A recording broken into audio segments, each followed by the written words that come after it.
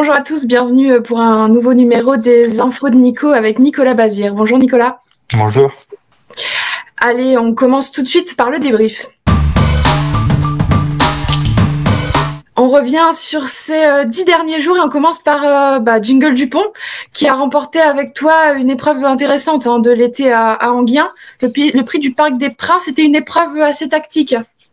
Ouais, voilà, c'était une course assez spéciale, mais il a été bon le cheval, hein, il s'est vraiment imposé facilement et voilà, rien à dire, il était parfait.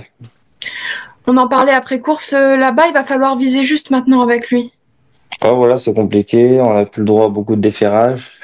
On avait pour objectif d'aller sur les deux finales, celle du Trophée Vert et celle du Grand National, mais ça va être compliqué d'aller sur celle du Trophée Vert parce qu'il passerait les gains pour être au premier échelon du Grand National, donc, moi, je pense qu'on le reverra que d'ici décembre, ou peut-être avant, mais pour l'entretenir.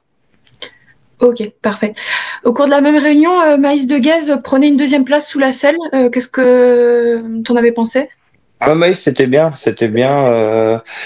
Voilà, après, c'était un 2002, je pense qu'elle est battue par une vraie 2002. Oui. Voilà, elle est encore un peu stressée, elle est un peu anxieuse. Il faut qu'elle apprenne, et quand elle va prendre ça du bon côté, ça va être mieux. Parfait, super. On continue avec Johnny Dupont, qu'on a eu le plaisir de revoir gagner pour sa rentrée. Après 2 ans d'absence à Questembert la semaine dernière. Qu'est-ce qui s'était passé avec ce cheval? Ah, Johnny, il avait pas couru depuis septembre 2023. Et bah voilà, il a eu problème sur problème. À chaque fois qu'on le reprenait, il y avait un problème autre part, et tendinite, tendinite. Pourtant, on a vraiment pris notre temps. On a fait pas mal de routes, pas mal de plages et pas mal de piscines. Et le truc qui lui a fait vraiment du bien, c'est la piscine. Ok. Donc, il est revenu très bien le cheval, et voilà, maintenant il est prêt à continuer jusqu'à qu'il nous dise stop. C'était une surprise pour toi qui gagne d'emblée tout de suite pour son retour?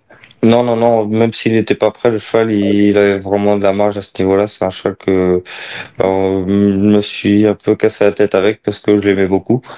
Oui. Et vraiment, il a des lignes vraiment, vraiment très intéressantes, de 2023 et 2022. Donc non, c'est un cheval qui a vraiment beaucoup de facilité et qui a une belle fin de saison à faire. Parfait. Même jour à Neuilly-Pompière, Danica Dupont pour une 4e place. Ah, Danica, elle est sympa, sans plus. Voilà, c'est une petite jument qui va prendre de l'argent tout de suite. Oui. Et voilà, par contre, elle a pas de marge, c'est de la petite catégorie. D'accord. Le lendemain, Mélina Suprême à Rochefort. Mais Neuvième. là, c'était nul. Euh, vraiment, elle a vraiment plié les armes facilement pour finir. Ok. C'est pas terrible, c'est à revoir, parce que là, c'était trop, trop mauvais pour être exact.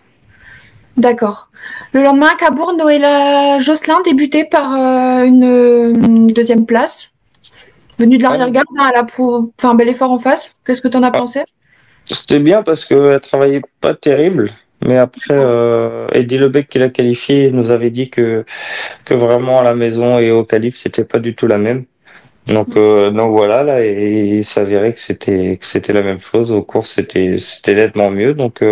C'est une petite jument sympa. Ouais, à suivre. Ouais, dans les courses de femelles, elle pourra se placer à plusieurs reprises. Parfait. On revient sur l'étape du Grand National du Trot à Saint-Malo. Hymne du Gers prend la 9e place. Ah, Im, c'était pas terrible. Il a fait un bon bout quand j'ai mis un peu le nez à la fenêtre à mi-virage, mais après, ouais, j'arrivais pas à suivre, quoi. J'arrivais pas à suivre ceux qui sprintaient vraiment fort. Donc je sais pas trop quoi en faire. On va faire une prise de sang pour passer à côté de rien, mais c'est dur.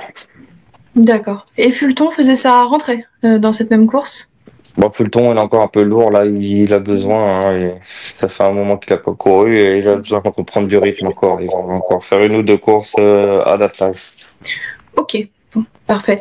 On continue. Hier, en gain, 3 partants pour l'écurie. Messire du Gers prend une 6e place.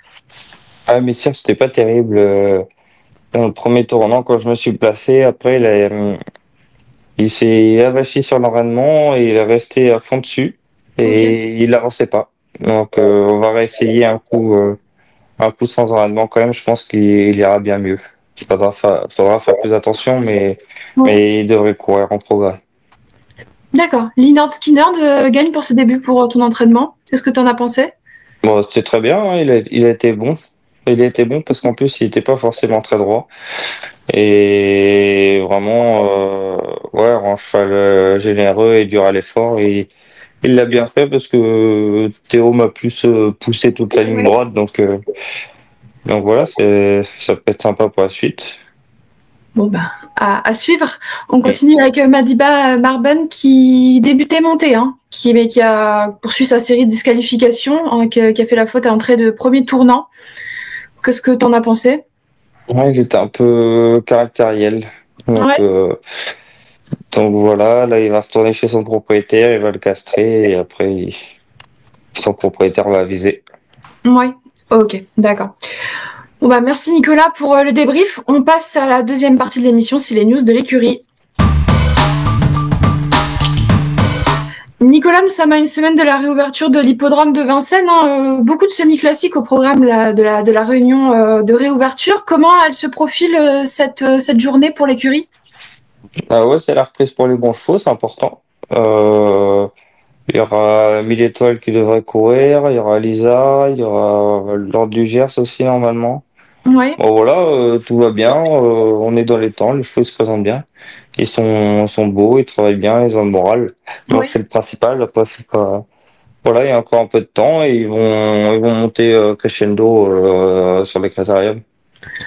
Lisa Josselin et Mille Étoiles ont tous les deux gagné la journée des champions.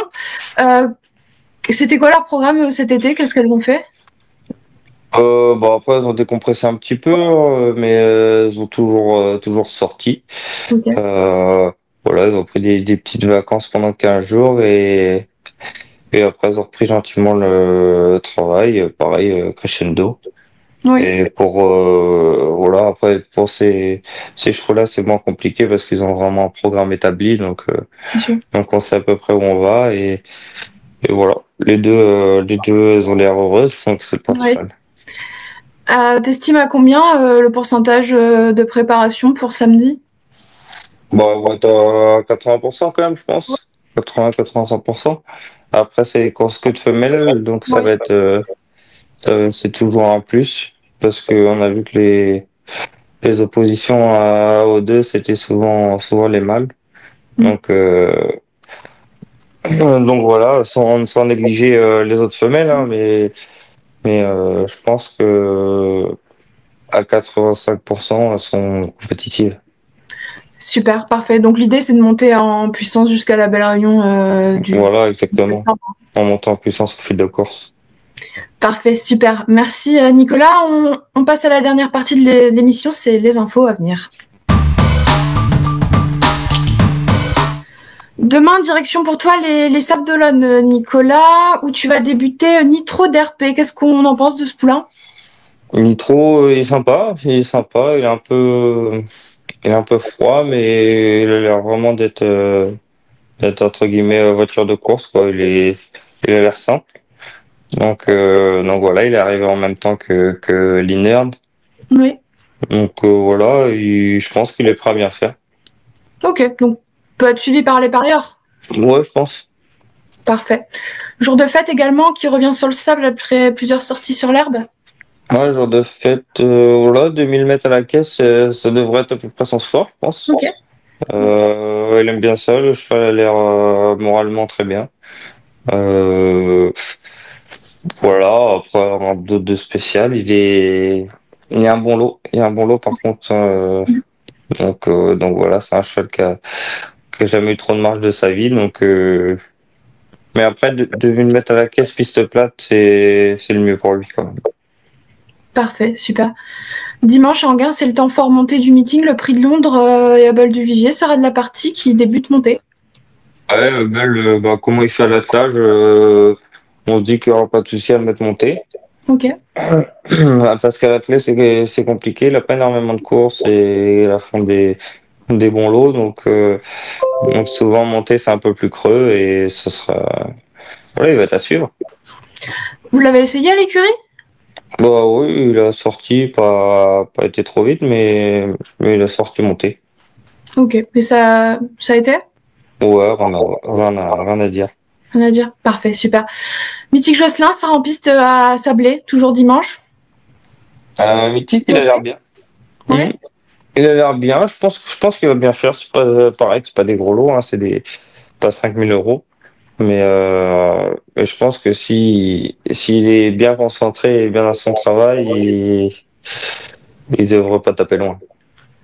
Parfait. J'ai choisi quelques autres chevaux qui s'étaient déjà déclarés pour le coup pour la semaine prochaine.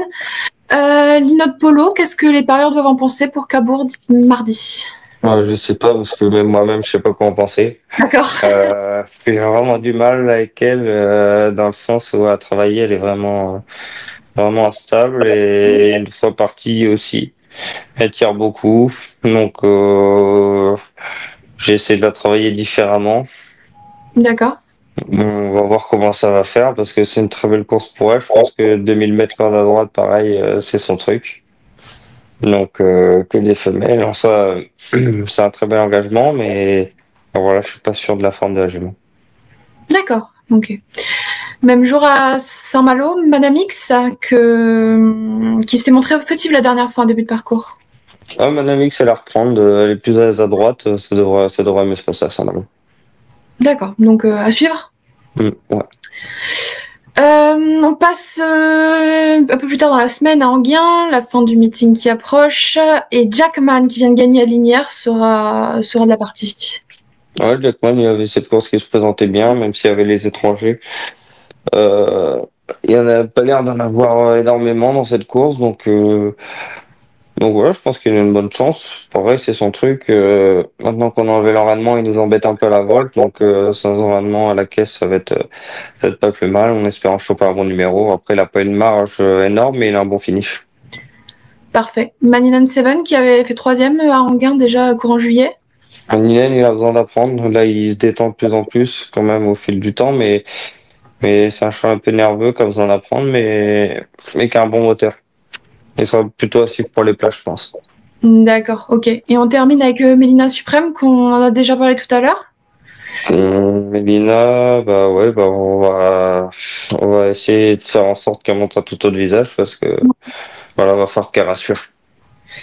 Parfait, c'est tout bon. Donc pour les infos à suivre de l'écurie.